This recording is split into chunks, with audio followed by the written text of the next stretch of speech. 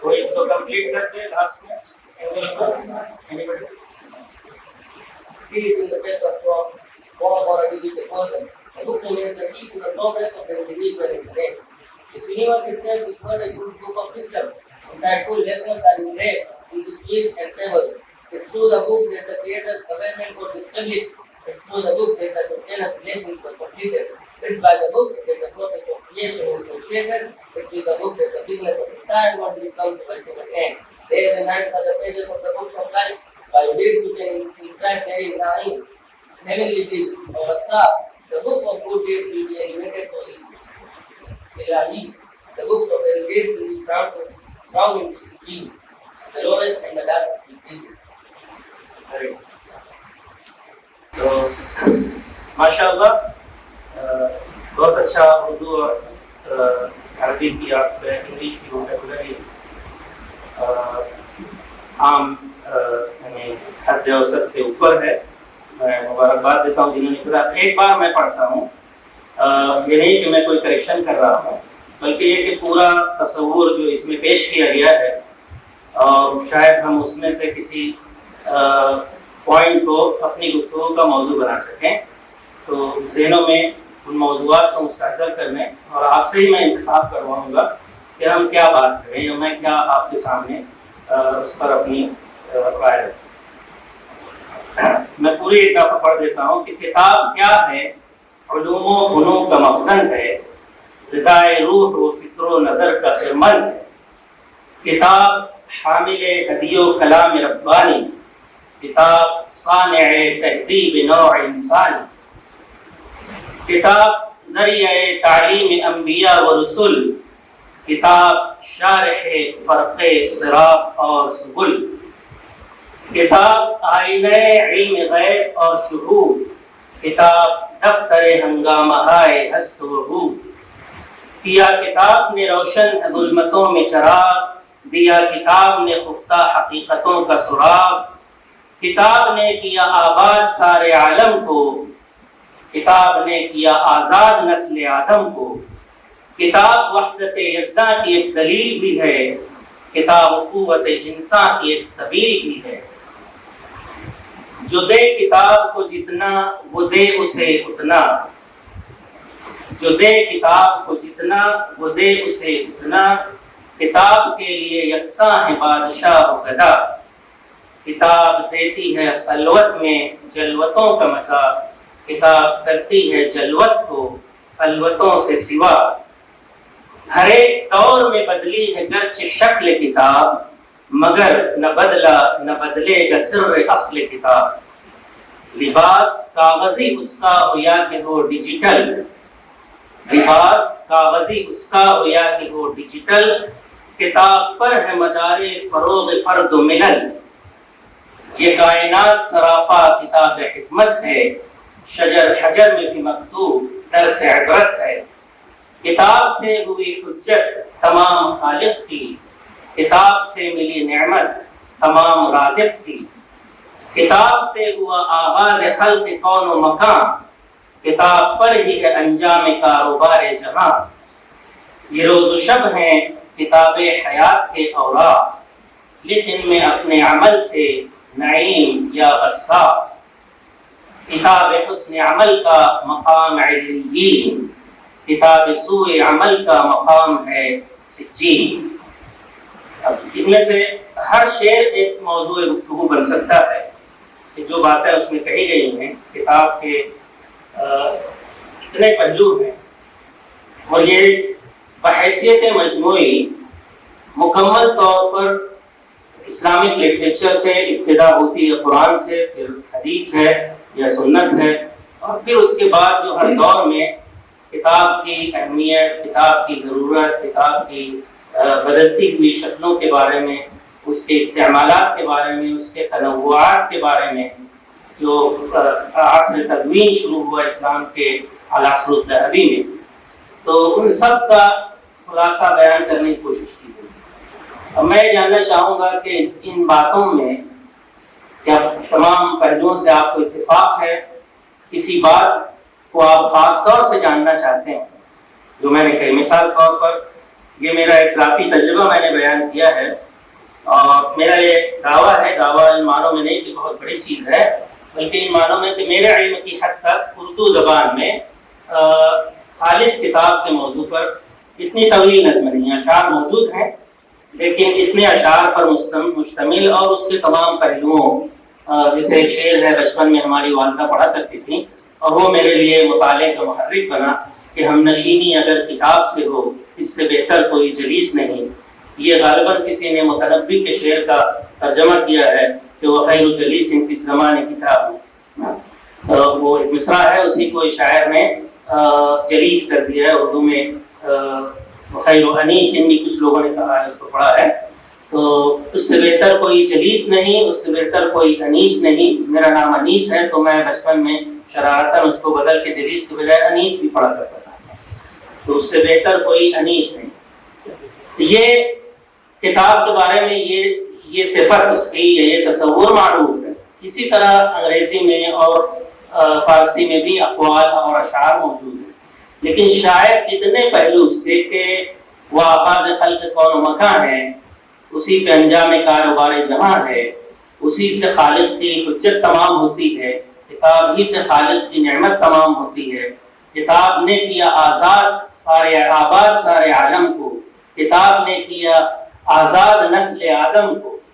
ان سب کے پیچھے کچھ ایسی تلمیحات ہیں، پوری تاریخ ہے کہ کس کتاب نے کس سبب بنی انسانیت کی آبادکاری کا، کون سی کتاب سبب بنی آدمیت کو یا ابن آدم کو غلامی سے آزاد کرانے کا. ایسے ہی کتاب دیتی ہے خلوت میں جلوتوں کا مزہ، اور کتاب کرتی ہے جلوت کو خلوتوں سے سوا. یہ جو تقابل ہے خلوت اور جلوت کا، اور اس میں توازن قائم کرنے کی کوشش کی گئی ہے کہ یہ سارا اس میں فرق یا معنویت کتاب سے آتی ہے. تو اس پہ غور کیجیے. میں اس کا ایک چارٹ دے کر جا رہا ہوں، وہ پسند کریں گے تو آپ اسے اپنی لائبریری میں لگائیے اور اس پر ڈسکس اور ڈیبیٹ کیجیے. اس پر جو چیز اس کے سوا میں کہنی چاہتا ہوں، اس کے سوا جو اس میں لکھی ہوئی نہیں ہے اور جو آپ کو کرنی ہے. اور میرے تعارف میں ایک اور پہلو کی طرف انہوں نے اشارہ کیا، وہ ہے تنقید و تحقیق. طلبہ ہوں، اساتذہ ہوں، اور ان تمام حضرات جب بھی ملتے ہیں میں کوئی نہ کوئی تنقیدی پہلو، خواہ وہ آپ کی سرگرمی سے متعلق ہو یا پورے ملت اسلامیہ کی سرگرمیوں سے متعلق، تعلیم و تربیت سے اس کا تعلق کو میں ضرور کرتا ہوں. کیونکہ میری نظر میں ذہن انسانی کی آزادی کا واحد راستہ یہ ہے کہ وہ جو کچھ بولتا ہے، جو کچھ سنتا ہے، جو کچھ کرتا ہے، جو کچھ دیکھتا ہے، جو کچھ محسوس کرتا ہے، جو کچھ پڑھتا ہے، جو کچھ اسے پڑھایا جاتا ہے، اس پر ناقدانہ نظر ڈالے. میرے اس سفر میں تقریباً میری 7 تقریریں یا محاضرات ہوئے ہیں اور بڑی بڑی جگہوں پر ہوئے ہیں. ہر جگہ یہ بات میں نے کہی، وہ عصری ادارے ہوں یا دینی تعلیم کے ادارے. اس لیے یہاں بھی میں وہ بات جو اس میں نہیں ہے وہ یہ ہے کہ آپ کتاب پڑھیں، جو کتاب آپ کو ملے پڑھیں، لیکن اسی کے ساتھ ساتھ اپنے اندر ناقدانہ بصیرت، ناقدانہ ذوق پیدا کریں. بصیرت بتدریج آتی ہے، لیکن ناقدانہ صلاحیت، آپ جو کچھ بھی پڑھیں آنکھ اور دماغ کھول کر پڑھیں. جو کچھ بھی آپ کو پڑھایا جائے اور اساتذہ جو کچھ بھی پڑھائیں وہ خود اس کے بارے میں ناقدانہ ذوق رکھتے ہوں، اس سے قطع نظر کہ وہ کتاب کس کی ہے، وہ کتاب کا موضوع کیا ہے. ہر کتاب ماں سوا قرآن مجید کی، اور خود قرآن مجید پر بھی آپ سوالات کر سکتے ہیں اس کو سمجھنے کے لیے، اسے دوسروں کو سمجھانے کے لیے. قرآن کی تنقید کا مطلب لازمی طور پر یہ نہیں ہے کہ ایک شخص اس میں عیب نکال رہا ہے، بلکہ اس کا مطلب یہ ہے کہ آپ اس کے اندر تدبر کر رہے ہیں.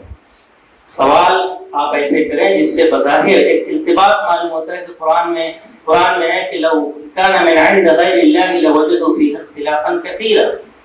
اس میں اگر وہ غیر خدا کی طرف سے ہوتا تو اس میں بہت اختلافات، اور اس کا مفسرین نے لکھا ہے کہ تناقض ہوتا، کانٹرڈکشن ہوتا. لیکن جب آپ تدبر شروع کرتے ہیں تو بظاہر ایسا معلوم ہوتا ہے کہ قرآن میں تناقضات ہیں. مثال کے طور پر ایک جگہ ہے کہ لو اصابتہم، کون حافظ ہیں میری مدد کریں گے، ان اصابتہم حسنۃ قالوا هذا من عند الله وان اصابتهم سیئۃ قالوا هذه من عندك قل كل من عند الله. یہ ہے. اب اسی کے 2 آیت کے بعد پھر آیت آتی ہے، اس کے بعد کوئی پڑھے گا قل كل من عند الله لا يكادون يفقهون حديثا. اس کے بعد ما اصابك من مصیبۃ فمن اللہ فمن نفسك. اب اس میں تناقض بظاہر نظر آتا ہے نہیں ہے. اب یہ تدبر کی چیز ہے کہ اب اسے آپ کیسے حل کریں. تو اس طرح کے سوالات کو اٹھانا، اس پر، یہ ہمارا موضوع نہیں ہے کہ ہم اس پر گفتگو کریں، لیکن میں صرف اشارہ کر رہا ہوں کہ کچھ لوگ گھبرا جاتے ہیں کہ جیسے یہ کوئی ایمان اور کفر کا مسئلہ ہے. ایسا کچھ نہیں. جب قرآن نے خود دعوت دی ہے ہذا کتاب مبین، یہ کتاب مبین ہے، اور لوگ ان کا اگر اس کے نازل کرنے والے یا اس کا انکار کرنے والے اس کو خدا کی طرف سے نہیں مانتے، فلیاتوا بکتاب مثلہ، وہ اس کی جیسی ایک کتاب لا کر دیں. تو قرآن نے خود چیلنج کیا ہے کہ قرآن کو چیلنج کیا جائے. تو میری نظر میں یہ خود ایک دعوت تنقید ہے. قرآن نے جب چیلنج کیا ہے کہ کتاب کو اس کی لوگ اس کے جیسی کوئی کتاب بنائیں، تو ہزاروں لوگوں نے کوشش کی، کوئی کامیاب نہیں ہوا، جس سے اس کا معجزہ ہونا اور معجز البشر ہونا کہ یہ خارج عن طاقت البشر ثابت ہوتا ہے. مگر اس کے باوجود انسان کے لیے یہ چیلنج تا قیامت کھلا رہے. اسے کوئی بند نہیں کر سکتا کیونکہ وہ قرآن میں ہے. وہ یہ نہیں کہہ سکتا کہ عہد نبوی میں یہ چیلنج تھا، اب اس کی کوئی جسارت کرے یا یہ سوال اٹھائے یا اس کے معاملے میں کوئی تجسس کسی کے اندر بیدار ہو، تو وہ غلط ہے. کیونکہ اکثر ایسا ہوا ہے کہ جن لوگوں نے یہ کوشش شروع کی وہ بالآخر قرآن کے گرویدہ ہو گئے، قرآن کے شیدا ہو گئے، قرآن سے مغلوب ہو گئے. تو یہ پوائنٹ میں صرف اس مقصد کے لیے بتا رہا ہوں کہ اس کا قرآن اپنے مخاطب کو ذہنی طور پر معطل کرنا نہیں چاہتا، اس کے ذہن کو جھنجھوڑنا چاہتا. مگر المیہ یہ ہے کہ قارئین قرآن یا حاملین قرآن بحیثیت مجموعی اس ناقدانہ رجحان کو کھو چکے ہیں. یہ چھوٹی چھوٹی چیزوں میں اس کی جھلک ہے. میں بہت چھوٹی سی مثال دوں گا جو آپ کے لیے تھوڑی سی تلخ ہوگی، لیکن چمن میں تلخ نوائی میری گوارا ہے کہ زہر بھی کبھی کرتا ہے کار تریاقی. مثلا ایک رجحان چل پڑا ہے انڈیا میں، خاص طور سے بر صغیر میں، یعنی پاکستان، بنگلہ دیش، ہندوستان. یہاں کوئی بھی چھوٹا بڑا مدرسہ آج کل دینی علوم کے لیے قائم ہوتا ہے، اس کا نام جامعہ رکھا ہے. آپ کا بھی نام جامعہ ابوالحسن ہے. اب میری نظر میں یہ ریڈیکولس ہے، مضحکہ خیز ہے، یعنی ایک لفظی بازی گری ہے. کیونکہ جامعہ کا اطلاق یونیورسٹی پر ہوتا ہے. اب آپ اس کی لفاظی کرنا چاہیں بلاغت کے حوالے سے، نہیں، ہمارا مقصد ہے اگلے ما یعول کے اعتبار سے ہم، تو کیا ایسا جائز ہے ایسا کہنا شرعاً، عقلاً، منطقی اعتبار سے؟ چھوڑیے یہ توجیحات سے ہٹ کے خالص دیانت داری سے اگر ہم غور کریں تو وہ ایک چھوٹا سا مکتب ہے، اس کا نام جامعہ. اس کا نتیجہ کیا ہے؟ یہ جس زولیدہ فکری کی اس طرح کی تسمیات کا نام منطق میں ہے تسمیت الاشیاء بغیر اسمائها، اور قرآن میں ہے وعلم آدم الاسماء كلها. کسی چیز کا نام، آدم کو چیزوں کے نام بتائے. اس کی بہت سی تفسیریں ہیں، لیکن ایک تفسیر میری ہے، وہ یہ ہے کہ اشیاء کا حقیقی تصور قائم ہوتا ہے ان کے حقیقی نام سے. اور جب ایک حقیقت کا ایک شے کا حقیقی نام آپ کو معلوم ہو تو اس کا حقیقی تصور ذہن میں قائم ہوگا، اور اسی تصور سے آپ کا ذہنی رویہ اور عملی اور تعامل کا انداز متعین ہوگا۔ مثال کے طور پر اگر میں اس فون کو سمجھ لوں کہ یہ چاکلیٹ، کسی بچے کو جسے یہ فرق نہیں معلوم، معصوم بچہ ہے جو چاکلیٹ جانتا ہے، اسے میں یہ چاکلیٹ کہہ کر دے دوں اور اس کے تصور میں چاکلیٹ کھانے کی چیز ہے، تو ظاہر ہے وہ اسے کھانا شروع کر دے گا۔ آپ کے شعلے بھڑک رہے ہیں، آپ فرض کر لیں کہ وہ روئی ہے، سرخ رنگ کی روئی ہے یا برف کا گولا ہے، تو ظاہر ہے اس کا اگلا مرحلہ یہ ہوگا کہ آپ برف یا روئی سمجھ کر اس میں ہاتھ ڈالیں، اپنا اس کو ہاتھ میں لیں، مگر جہاں آپ کو تیقن ہے کہ یہ برف ہے، برف نہیں ہے، یہ آگ، وہاں تو آپ ہاتھ نہیں ڈالتے۔ وہاں چاہے یہ اپنے شاعری میں مجھے آفتاب و مافتاب بنا دیں، پہاڑ میرے گرد طواف کر رہے ہیں، یہ سب ہم بول کے نکل جاتے ہیں شاعری میں، لیکن میرے گرد ایک سائیکل بھی طواف نہیں کرے گی، یہ حقیقت ہے، مجھے جاننا چاہیے۔ پہاڑ چھوڑیے، پہاڑ بس وہ صرف بنی اسرائیل کے لیے اللہ نے اٹھایا تھا، اٹھ گیا، اور یا پھر قرآن اس پہ نازل ہوگا تو پھٹ پڑے گا۔ باقی پہاڑ ایسے ہیں جو یہ زمین کے تودے کو اس پوری کائنات میں تھامے ہوئے ہیں، والجبال اوتادا، لیکن ہمارے شاعر کبھی بھی اس کے پرچے اڑاتے رہتے ہیں، اور معمولی کسی بھی شخصیت کو اس میں مجاز اور استعارہ اس طرح کی توضیحات بھی ہیں، وہ اپنی جگہ ہے، اسے وہیں رہنے دیجیے۔ آپ جب میرا اشارہ ان چیزوں کی طرف اس لیے ہوتا ہے کہ یہ چیزیں حقیقتاً لاشعوری طور پر ہماری فکری روش کا، ہمارے سوچنے کے انداز کا ایک جزء لا ینفک بن چکی ہے، اور یہی وجہ ہے کہ ہم مدرسے کو جامعہ کہہ کر، مکتب کو جامعہ کہہ کر، وہ لفظی اپنے اندر یہ سرور اور کیف غیر شعوری طور پر پیدا کر لیتے ہیں۔ ایک بہت بڑا ادارہ ہم چلا رہے ہیں، جو آپ کام کر رہے ہیں اس ادارے میں بہت قابل تحسین ہے، بہت اچھا ہے، اللہ اس کو مبارک کرے، آپ کے مسائل دور کرے، آپ کے وسائل میں اضافہ کرے، آپ کے معاونین کی تعداد بڑھے، طلبہ کی تعداد بڑھے۔ وہ ساری دعائیں جو آپ نے کی ہیں ان سب پر میں آمین کہتا ہوں، لیکن یہ کہوں گا یہ جامعہ نہیں ہے، آپ کو یہ فرق جاننا ہوگا۔ نہ اگلے 30-40 سال تک جامعہ ہو سکتا ہے، ندوہ، دارالعلوم دیوبند، یہ سب بھی جامعہ نہیں ہے، بلکہ ان لوگوں نے جب نام رکھا تھا تو اس کا نام حقیقت پسندانہ طور پہ دارالعلوم رکھا، اور شاید اس کی ایک وجہ یہ ہو کہ اس وقت وہی نام عالم عرب میں جاری و ساری تھا، قاہرہ میں دارالعلوم قاہرہ بنا اسی زمان عرصے میں، بعد میں جا کر اسے جامعہ کی حیثیت دی۔ تو اس ایک لفظ کو آپ ایک علامتی لفظ سمجھیے۔ میں یہ چاہتا ہوں کہ آپ اس طرح ہر چیز کے بارے میں آپ کے اندر تجسس، تحیر، تفکر اور بالآخر تجزیہ اور تنقید اور تصحیح کا عمل رجحان کو کرے۔ ایک اسکول میں نے والدین اور اساتذہ سے خطاب کرتے ہوئے 5 تا کا ایک فارمولہ بتایا کہ تعلیمی یا علمی ترقی اور تقدم کے لیے 5 تا پر عمل ضروری ہے۔ الطاعات الخمس للتطویر التربوی اور التعلیمی۔ الطاعات الخمس میں پہلا ہے توجہ، اٹینشن، آپ کتنے اٹینٹیو ہیں۔ توجہ سے میری مراد ہے کہ آپ اس طرح کے نازک اور ناقابل التفات پہلوؤں کو بھی ہر چیز میں دیکھتے ہیں، جس میں یہ ہے جامعہ ابوالحسن۔ اب اگر عربی گرامر کے اعتبار سے آپ دیکھیں، ظاہر ہے یہ عربی درسگاہ ہے تو وہ اس میں بھی غلطی، وہ جامعہ ابوالحسن کے بجائے جامعہ تو ابی الحسن ہونا چاہیے، کیونکہ وہ مضاف الیہ، جامعہ مضاف ہے اور ابوالحسن مضاف ہونے کے بعد ابی الحسن ہو جائے۔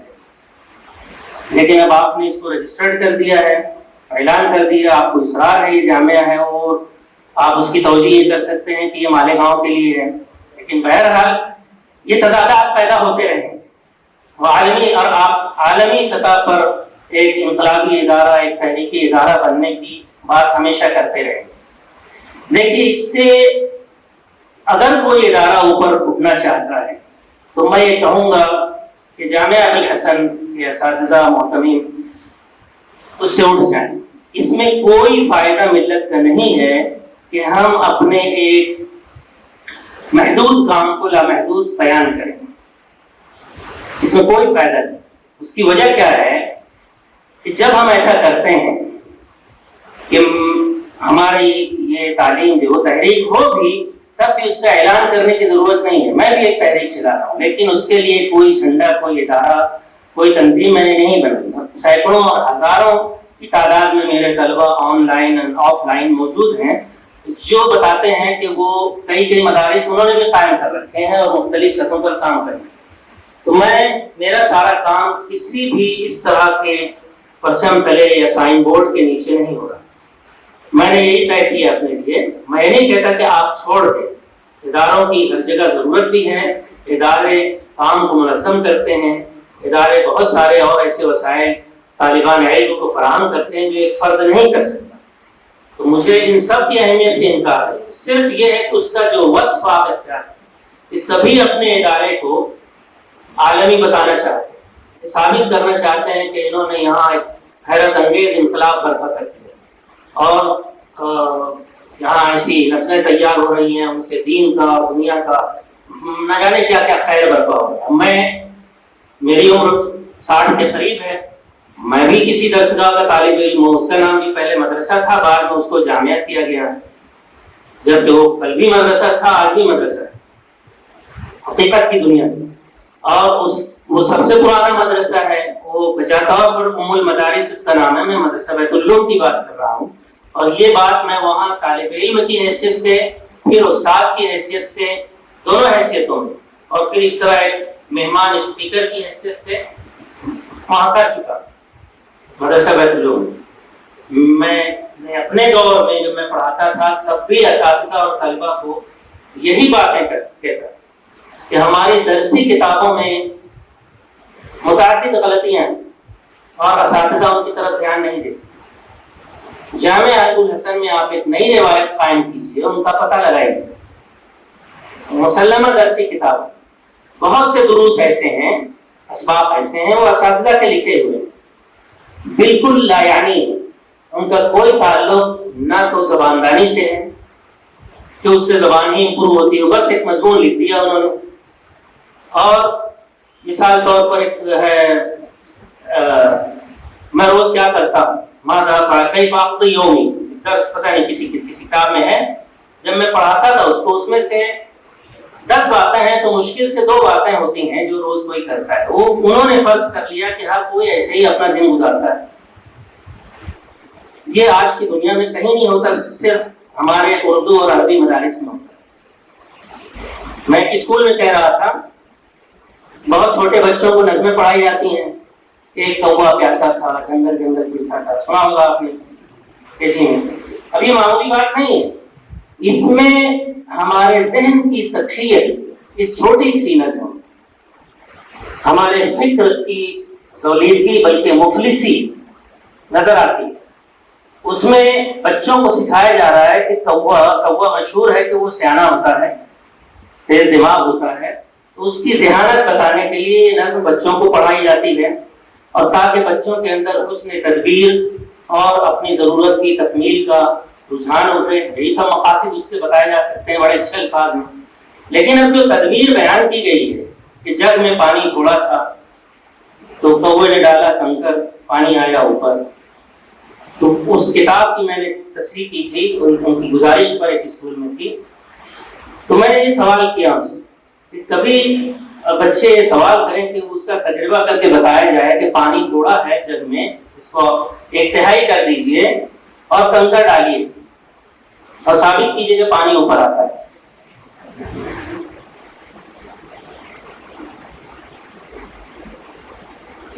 یہ بنیاد بات ہوئی ہے نہیں، انہیں ایک فرض کر لیا آپ نے کہ پیاس اس طرح بجھے گی کوے کی کہ جگ میں پانی تھوڑا ہے، وہ کنکر ڈالے گا، ڈھیر سارے کوے لالا کر اس میں کنکر، تو جو ہے وہ بھی خراب ہو جائے گا۔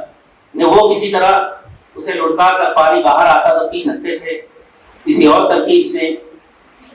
جو ذہین بچے ہیں، یعنی ایک کتاب میں وہ انگریزی کی ہے، اس میں بھی یہ نظم ہے، وہ جدید طرز کی ہے، اس میں کوا نے اسٹرا لگا دیا ہے پرندہ اس میں اسٹرا لگا کے وہ پی رہا ہے، جب کہ وہ کے اندر اسٹرا ہے اور وہ پی رہا ہے۔ یہ کم از کم ایک جدت فکر ہے۔ ہمارے یہاں ابھی تک اسٹرا نہیں ہے، سڑکوں میں ہے، بازار میں، لیکن یہ فکری جو رجحان جو ہے وہ بدلا نہیں ہے، ایک فرضی حل ہے، وہ مفروضہ حل ہے۔ یہ ویسے ہی مفروضہ حل ہے جیسے ایک بہت مشہور کتاب ہے، شاید سب سے زیادہ پڑھی جانے والی کتاب ہے بر صغیر، اس میں قلعہ فتح کرنے کی ایک مہم ہے، صحابہ سے قلعہ فتح نہیں ہو رہا تھا، تو کہا کہ جب سب لوگوں نے بیٹھ کر سوچا کہ قلعہ فتح نہیں ہو رہا ہے تو کیا شاید ہم سے کوئی سنت چھوٹ رہی ہے، اور سب مشورہ ہوا اور معلوم ہوا کہ ہاں بھائی بہت دنوں سے جہاد کی گہما گہمی میں ہم نے مسواک نہیں، اور سب نے مسواک کرنا شروع کیا فجر کی نماز میں۔ کوئی دشمن دیکھ کر گھبرا گیا، بھاگ گئے اور قلعہ فتح ہوا۔ کوئی عقل میں آنے والی بات ہے؟ یہ کوئی ثابت کر سکتا ہے؟ اور قرآن اور حدیث میں مسائل کا حل مسواک کو بتایا گیا ہے۔ مسائل کے حل کی اپنی ایک سنت ہے، سنت اللہ فی الذین خلو من قبل لیس بامانیکم ولا امانی اہل الکتاب من یعمل سوءا یجز بہ۔ یہ سب مذاق ہے۔ آپ کے بخاری یا مسلم کی روایت ہے، اقتل الاسودین فی الصلاۃ الحیۃ والعقرب، دو کالی چیزوں کو حالت نماز میں، نماز توڑ کر مارا جائے گا، قتل کیا جائے گا، الحیۃ والعقرب، سانپ اور بچھو۔ تو نماز تو مسواک سے بھی بڑی چیز ہے، تو حدیث میں یہ ہونا چاہیے تھا کہ نماز میں نیت توڑنے کی ضرورت نہیں، سانپ بچھو اپنے آپ مر جائے گا۔ آپ نے نیت توڑ کر اسے مادی اسباب سے اس مادی ضرر کے ازالے کی تعلیم دی۔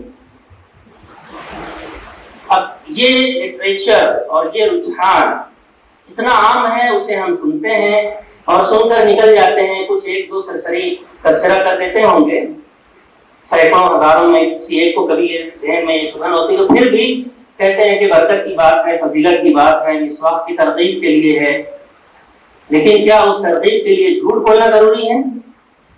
بے بنیاد قصے بیان کرنا ضروری ہے؟ یہ مدارس کا کام تھا اور ہے، جو نہیں ہو رہا۔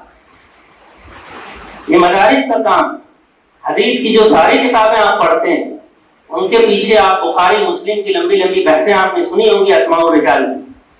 بخاری ایک حدیث کو رد کر رہے ہیں، لاکھوں حدیثوں کے ذخائر سے انہوں نے روایتوں سے یہ چند ہزار حدیثیں نکالی ہیں، اور اسماء و رجال پڑھ لیجئے تو اس میں اس سے زیادہ سخت تنقیدیں ہیں جو میں کر رہا ہوں راویوں پر، اس میں بڑے باریش اور مقدس بزرگوں پر تنقیدیں ہیں، ایسے ایسے الفاظ ہیں کہ وہ حاطب لیل ہے، واقدی کے بارے میں امام بخاری اور یہ کہتے ہیں حاطب اللیل، رات میں جو لکڑی چنتا ہے تو کچھ بھی اٹھا لیتا ہے، اچھی خراب ساری لکڑیاں وہ بٹور کے لے آتا ہے، تو اس میں کچھ جلانے کے قابل ہوتی ہے، کچھ نہیں ہوتی۔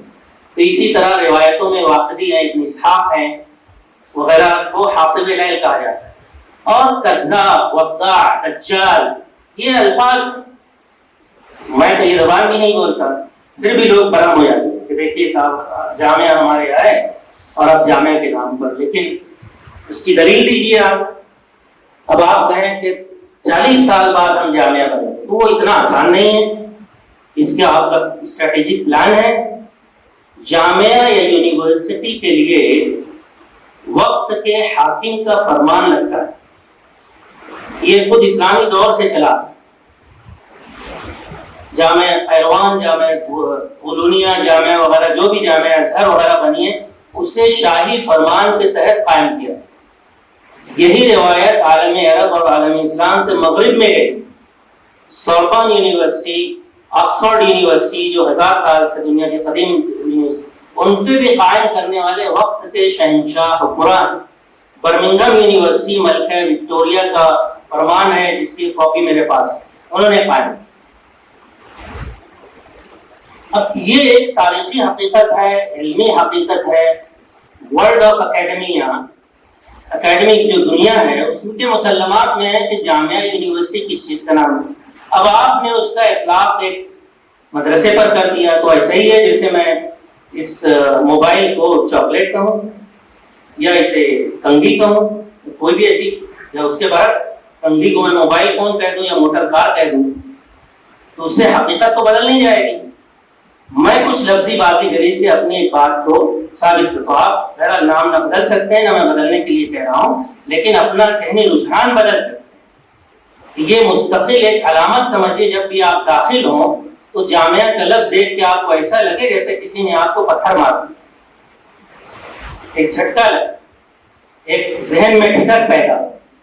یہی چیز روزمرہ کے معمولات میں، مسلمات میں، مفروضات میں، عادتوں میں، اس میں یہ سب بھی شامل ہے. اورنگ آباد کے پروگرام میں ایسے ہی تھا، انہوں نے پروگرام کو بہت ہی شاندار دعوت نامہ، بڑا شاندار انتظام، ماشاء اللہ اتنا شاندار انتظام میرے لیے کم از کم اب تک نہیں کیا گیا.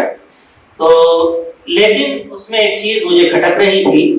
میں آیا ہوں تعلیمی ترقی کے موضوع پر بات کرنے، اور اس پروگرام کو 10:30 بجے اعلان کے مطابق شروع ہونا تھا. اس کو شروع ہوتے ہوتے 11:45 بجے، بلکہ 12 بجے. تو میں نے پہلی بات یہ کی کہ جس تعلیمی انقلاب اور ترقی کا آپ خواب دیکھ رہے ہیں وہ اس دن شروع ہوگا جس دن آپ کا ہر پروگرام اپنے اعلان کرتا وقت کے مطابق شروع. اور میں بزید تھا راستے میں، لیکن وہ راستے میں پھول ہیں، پھول اتنے بڑے، میں نے سامنے اسٹیج پر تو نہیں کہا، بہت اتنے بڑے بڑے پھول کے ہار، اور وزنی، بہت وزنی، میرے خیال میں 4-5 کلو اس کا وزن تھا، اور سب بڑے بڑے گلاب. تو اتنے بڑے ہار بھی کسی نے پہنائے. تو میرا جی چاہا، اکیلے میں نے کہہ دیا اسٹیج پہ، صرف ان کے خلوص کو دیکھتے ہوئے میں نے نہیں کہا، لیکن دل میں آیا کہ میں نے کہا بھائی اتنے بڑے ہار یا تو سیاسی لیڈروں کو پہنائے جاتے ہیں یا کسی مردہ ولی کی قبر پر چڑھائے جاتے ہیں. تو آپ مجھے کیا سمجھتے ہیں؟ میں نہ مردہ ولی بننا چاہتا ہوں، نہ میں سیاسی لیڈر ہوں. پرائیویٹلی کہا. اب یہ سب جو روایتیں ہیں اس پر غور کیجیے. میں جب پڑھتا تھا اس وقت بہت سی ایسی روایات کا جو مدارس میں ہوتی ہیں، اس میں میں نے طنزیہ مضامین لکھے. تو اس وقت مجھے طنز و مزاح کا شوق تھا، تو طنزیہ مضامین لکھے. اس میں مثال طور پر ختم بخاری کے جو جلسے ہوتے ہیں 8 بجے اس کا اعلان ہوتا ہے. 8 بجے سب مسجد میں جمع ہو جاتے ہیں مطلب. اب وہ شروع ہوتے ہوتے 10-11 بجتے ہیں، لوگ آ رہے ہیں دھیرے دھیرے، پھر شروع ہوتا ہے، اور وہ ظہر کی اذان کے ساتھ ہی ختم ہوتا ہے اکثر. اس وقت کیا حال ہے مجھے نہیں معلوم. تو میں نے اس وقت ایک لطیفہ لکھا تھا عربی میں، اسی پر طنز کرنے کے، کہ طالب علم دوسرے سے کہتا ہے کہ لقد اطال الشیخ محاضرته كلمته اليوم ل4 ساعات متوالیہ. شیخ صاحب 4 گھنٹے مسلسل جو ہے اپنا خطبہ دیتے رہے، اپنی تقریر جاری رہتی، 4 گھنٹے کی طویل تقریر تھی. تو دوسرا پوچھتا ہے کہ ماذا كان موضوع المحاضرة؟ تو وہ طالب علم کہتا ہے خیر الکلام ما قل ودل. ایسے ہی دعوت نامے پر چھپا ہوا ہے کہ زیر صدارت فلاں ہوگا. تو میں پہلے ہی ساتھ تھا میرا بیت العلوم میں پڑھانے کے لیے.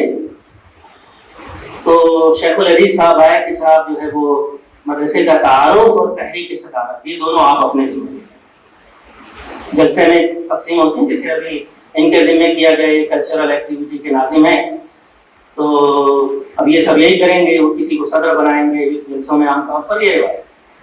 تو ایک شخص آتے ہیں، وہ تحریک صدارت. میں جب سے پڑھ رہا تھا 1977 سے 83 تک، تو وہ ایک ہی استاد تھے، وہ آ کے تحریک صدارت پیش کرتے تھے کہ میں فلاں کا نام نامی اس میں گرامی اس جلسے کی صدارت کے لیے پیش کرتا ہوں، اور مجھے امید ہے کوئی صاحب میری تعریف کرے. اب میرا دور آیا جب، تو میں نے شیخ الحدیث سے کہا کہ صدر کا تو آپ کارڈ میں نام چھپوا چکے ہیں، اب اگر میری نظر میں کوئی اور اس کا اہل ہو، میں اس کا نام پیش کروں تو گھبرا گئے. وہ میں بول رہا ہوں تو کر کے چھوڑوں گا، اور میں کوئی تائید نہیں کرے گا تو میں کہوں گا میں خود ہی اس کی تائید کرتا ہوں.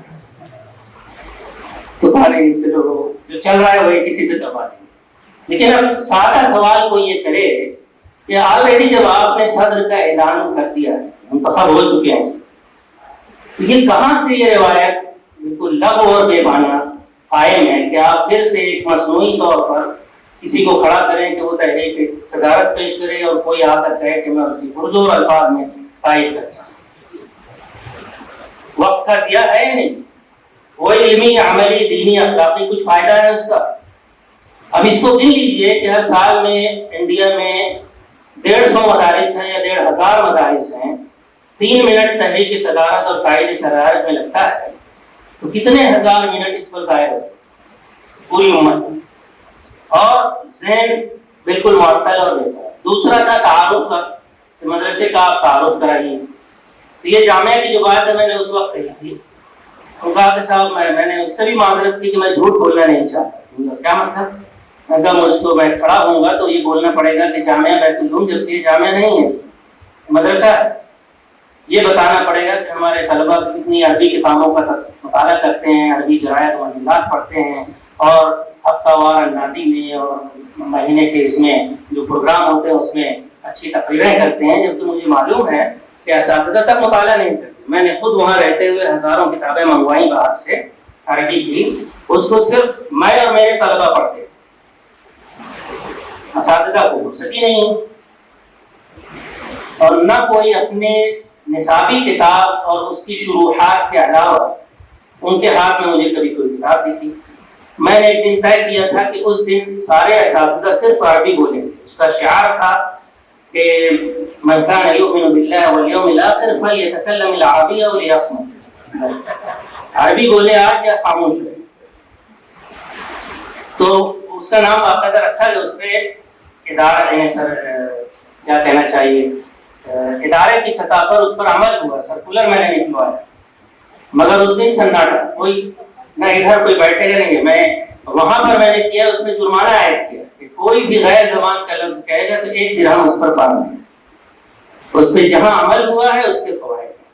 تو بہرحال میں نے کہا کہ یہ سب جھوٹ میں بول نہیں سکتا تعارف میں، بالکل کھری اور صاف بات کہوں گا کہ ہماری تمام کوششوں کے باوجود نہ اساتذہ میں مطالعے کا رجحان ہے نہ طلبہ۔ تو والدین سے گزارش ہے کہ وہ اس میں مدد کریں ہماری۔ یہ ہے وہ حقیقت پسندی، حقیقت دینی، حقیقت شناسی جو نقطۂ آغاز ہے ایک فرد کے سنورنے کا، ایک فرد کے بدلنے کا۔ ملت اور سب بدلنے کے بعد ایک فرد کی سطح پر اگر آپ کے اندر یہ احساس نہیں جاگتا کہ میں جو ہوں وہی میں نہیں ہوں، مجھے اور کچھ ہونا چاہیے، اخلاق کے اعتبار سے، کردار کے اعتبار سے، بات چیت کے اعتبار سے، رشتہ داروں سے تعلقات کے اعتبار سے، پڑوسیوں کے حقوق کے اعتبار سے، ایک طالب علم کی حیثیت سے، ایک معلم کی حیثیت سے، ایک فرزند کی حیثیت سے، ایک بھائی کی حیثیت سے، ان تمام حیثیتوں میں مومن ہو یا متعلم ہو وہ کبھی قانع نہیں ہوتا، وہ کبھی فارغ ہی نہیں ہوتا۔ آپ ابھی 12-15 لوگ آپ میں فارغ ہو رہے ہوں گے اس سال، اگلے سال کچھ اور فارغ ہو جائیں گے۔ میرا پیغام یہ ہے کہ طالب علم، معلم، عالم کبھی فارغ نہیں ہوتا۔ آپ کا پیغمبر فارغ نہیں ہوا، آپ کیسے فارغ ہو گئے؟ فَإِذَا فَرَغْتَ فَانْصَبْ، جب فارغ ہوں تو پھر مستعد ہو جائیں نئی مہم کے لیے۔ تو میرا شعار، میرا موٹو کلاس روم میں اساتذہ کے ساتھ بحیثیت پرنسپل کے یا بحیثیت ہیڈ آف ڈپارٹمنٹ کے یہ ہے کہ the reward of good work is more work، اچھے کام کا انعام ہے مزید کام۔ آپ نے 1 کتاب پڑھی اور آپ نے 4 کتاب پڑھی، آپ یہ گنیے کہ آپ نے کتنی کتابیں نہیں پڑھی، کتنی کتابیں نہیں پڑھی۔ وہ اتنی ہے، میں نے کتنی بھی پڑھی ہوں، جتنی نہیں پڑھی ہیں ان کے مقابلے میں وہ ایسے ہی ہے جیسے ایک تنکا ہی نہیں، تنکا بھی نہیں۔ کتابوں کی دنیا اتنی عظیم، اتنی بے پناہ ہے۔ پڑھنے کا صرف میں بتا دوں کہ اعداد و شمار کی زبان میں میرا ایک مقالہ ہے امت اقرا، اس میں نے اعداد و شمار کا حوالہ دیا ہے، 2016 کا مضمون ہے وہ۔ اس میں یہ بتایا کہ دنیا بھر میں عالمی سطح پر جو شرح خواندگی ہے، جنرل ریڈنگ ہے، اس میں اگر ایک امریکن یا یورپین بچہ سال بھر میں 40 سے 50 کتابیں پڑھتا ہے یا یومیہ 2 گھنٹہ ایکسٹرا مطالعہ کرتا ہے، تو پورے عالم عرب اسلام میں سال بھر میں بمشکل 8 صفحے ایوریج ریڈنگ کا ہے، 8 صفحہ، اور یومیہ کوئی حساب نہیں، ماہانہ چند گھنٹے ہوتے ہیں۔ جس طریقے سے اس صورتحال کو دیکھ کر 2016 میں متحدہ عرب امارات میں قانون القراءہ بنا، اس کی بھی تحریک میں شامل، قانون القراءہ، لا آف ریڈنگ، اور اس کے تحت بہت سارے پروگرام صرف قراءت کو، اقرا بسم ربک الذی، امت اقرا کو، جو کہ امت اقرا لا تقرا، جو اب واقع ہے کہ امت اقرا لا تقرا، اس کا ثبوت یہ ہے کہ خود انڈیا میں ناخواندگی کی شرح مسلمانوں میں سب سے زیادہ ہے، 46%۔ یہ وہ ناخواندگی ہے جو حرف شناسی کے بھی اہل نہیں ہے، کتاب پڑھنا چھوڑیے، حرف شناس بھی نہیں کہ وہ ان کا نام کوئی لکھے تو اسے پڑھ سکیں یا اپنا نام لکھ سکیں، اس درجے کی ناخواندگی۔ اسے ہم کیوں چھپاتے ہیں؟ ہم ایک چھوٹے سے مکتب یا مدرسے کو جامعہ بول کے بظاہر عالمی تعلیمی تحریک اور جہالت کے اندھیروں سے پوری امت کو نکال رہے ہیں، اور یہ صورتحال ابھی کی نہیں ہے، یہ صورتحال ابھی کی نہیں ہے۔ 1857 کے بعد جب پہلی دفعہ کالجز یونیورسٹیز بنی اور محمدن ایجوکیشن سوسائٹی قائم ہوئی سر سید کے زیر قیادت، اور پھر مدرسۃ العلوم، اور بتدریج وہ آگے جا کے 30-40 سال بعد علی گڑھ یونیورسٹی بنا ہے، بنتے پہلے دن نہیں ہو گئے،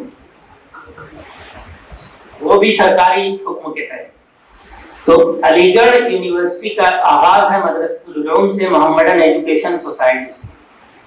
اس وقت جو آل انڈیا پیمانے پر، اسی ایک تقریر میں نے حوالہ دیا ہے اس کا، اب کچھ اعداد و شمار میں فرق بھی ہو سکتا ہے، لیکن وہ اس طرح ہے کہ سارے ہندوستان میں 19ویں صدی کے ربع آخر میں پورے انڈیا میں جو گریجویٹ تھے بی اے کے حامل، ان کی تعداد صرف 17 تھی، 17، اور جو دوسرے فرقے ہیں، اکثریتی فرقہ ہو اور دوسرے، ان کی تعداد 445 تھی۔ یہ میں 19ویں صدی کے ربع آخر کی بات کر رہا ہوں۔ اب اس کے بعد سے آپ گنتے جائیے ایسے کتنی جامعات قائم ہو چکی ہیں، کتنی حقیقی یونیورسٹیاں، جامعہ ملیہ اسلامیہ وغیرہ وغیرہ سب قائم ہیں، کتنے دارالعلوم مکاتب قائم ہیں۔ تو اس سے کچھ تو فرق آنا چاہیے اعداد و شمار کی زبان میں مسلمانوں کی شرح ناخواندگی اور شرح خواندگی میں، لیکن ایسا نہیں ہوا۔ یہ سوال میں نے 10 سال پہلے اٹھایا اور تقریباً ہر سال کسی نہ کسی شکل میں اٹھاتا ہوں۔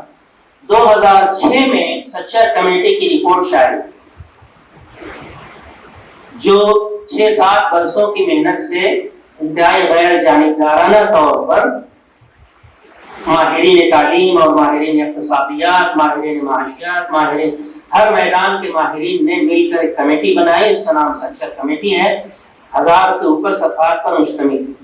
اس میں یہ ڈکلیئر کیا گیا ہے کہ the Muslim communities are the lowest of the low، lowest of the low کا ہے، پسماندہ ترین طبقات میں سب سے زیادہ پست، in education، in employment، in health care،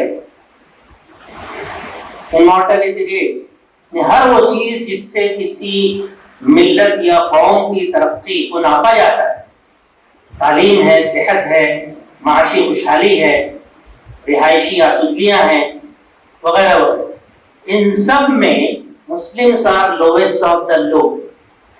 لیکن اگر آپ اپنے مدرسے کی، دوسرے مدارس اور جامعات کی رودات پڑھیں تو انہوں نے صاحب اندھیرے میں روشنی پیدا کی، وہ کہاں روشنیاں پیدا ہوئی، وہ جہالت کہاں دور ہوئی؟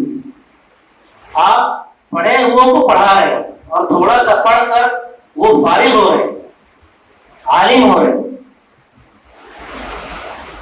یہ سوچا ہی نہیں جا رہا ہے کہ ہر شخص کو اب جہاں علم کی روشنی نہیں پہنچی، جہاں سے مراد یہ نہیں کہ آپ کسی گمنام علاقے میں چلے جائیں، حقیقی طور پر آپ معلوم کریں کہ آپ جہاں رہتے ہیں وہاں کتنے ناخواندہ ہیں اور میں ان کے لیے کیا کر سکتا ہوں. تو میری نصیحت ہمیشہ میرے طلبہ کو رہی تھی، خاص طور سے عربی زبان سکھانے کے لیے، کہ کم از کم ہر طالب علم کو 10 افراد کو فری تعلیم دینی چاہیے جو نہیں جانتے پڑھنا، چاہے وہ بچے کو لے کر پڑھائیں یا کسی ناخواندہ کو مسجد میں پکڑ کے یہ میں آئے دن کرتے رہتا ہوں، یا ان کو ترغیب دیں، ان کو تعلیمی ادارے سے وابستہ کریں، ان کا اسکول میں داخلہ کرائیں.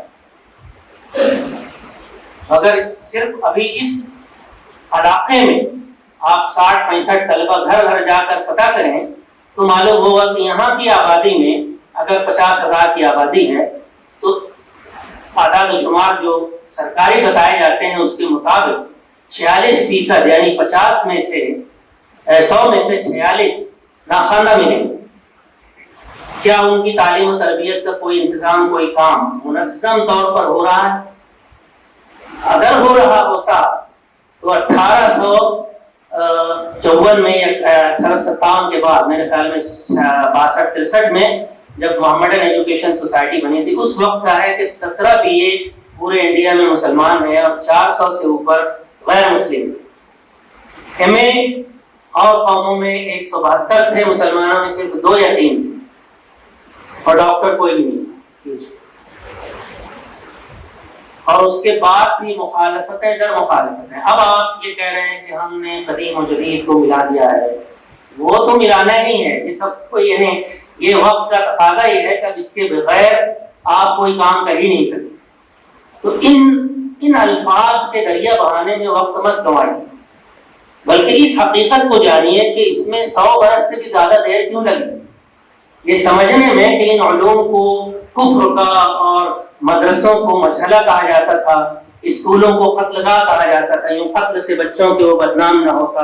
افسوس کہ فرعون کو کالج کی نہ سوجی. اب ہم کالج کو مدرسے میں لا رہے ہیں.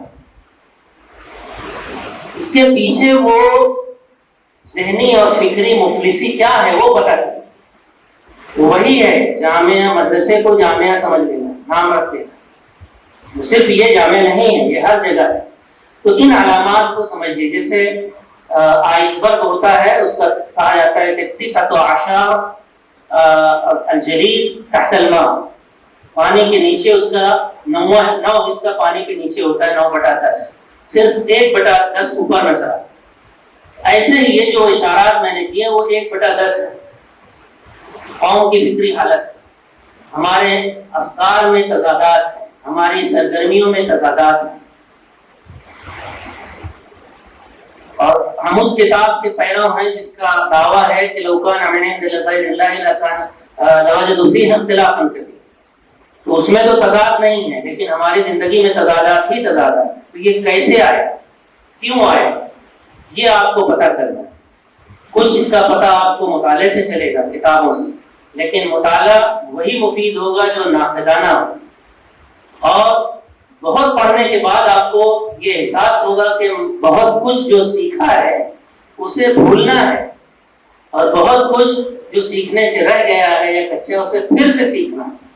تو بار بار ایک چیز کو پڑھنا اور سمجھنا پڑے گا. اس میں منطقی فکر ہے، سائنٹیفک اپروچ ہے، حقیقت پسندی ہے، علم کے لیے تواضع ہے. آخری بات، یہ رجحان تھا ہمارے علماء کا، اور اس کی جھلک امام شافعی، عبداللہ ابن مسعود کی اس قول میں ہے کہ لا يزال المرء عالما ما دام يتعلم فإذا ظن أنه قد علم فهو أجهل ما يكون. انسان اس وقت تک ذی علم رہتا ہے جب تک کہ وہ علم کا طلبگار بنا رہتا ہے. ما دام يتعلم، علم کا فعال طالب بنا رہتا ہے، فارغ نہیں ہوتا. اور جب وہ یہ سمجھ لے کہ انہو قد علم، کہ وہ عالم ہو گیا، فہو اجہل ما یکون. تو اجہل مت بنیے، متعلم بنیے. وآخر دعوانا الحمد للہ.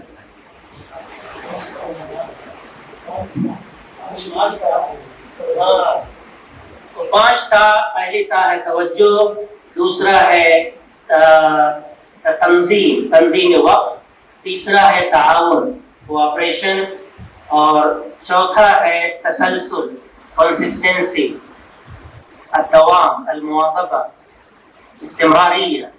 اور آخری ہے تنقیدی جائزہ اور تصحیح، یعنی آپ اپنی تمام سرگرمیوں کا مسلسل روزانہ بلکہ ہر لحظہ تنقیدی جائزہ لیں اور جو غلط ہے اس کی تصحیح کریں، اس کی تصحیح مسلسل کرتے ہیں، تب یہ ہوگا کہ آپ کا کیا انکیا نہیں ہو پائے۔ اپنی تنقید سے آپ کو پتہ چلے گا کہ یہ اس کتاب کے مطالعے میں آپ نے وقت ضائع کیا، دوسری کتاب آپ اثر نو پھر اپنا مہم کا آغاز کریں۔ یہ عمل مسلسل ان طاعات خمسہ پر جاری رہے گا۔ اب توجہ کی بہت پہلو ہیں، ان تمام بہت تشریح طلب ہیں، ہمارے پاس وقت نہیں ہے، لیکن آئندہ اگر موقع رہا تو صرف یہی موضوع انشاءاللہ ہمارے پاس۔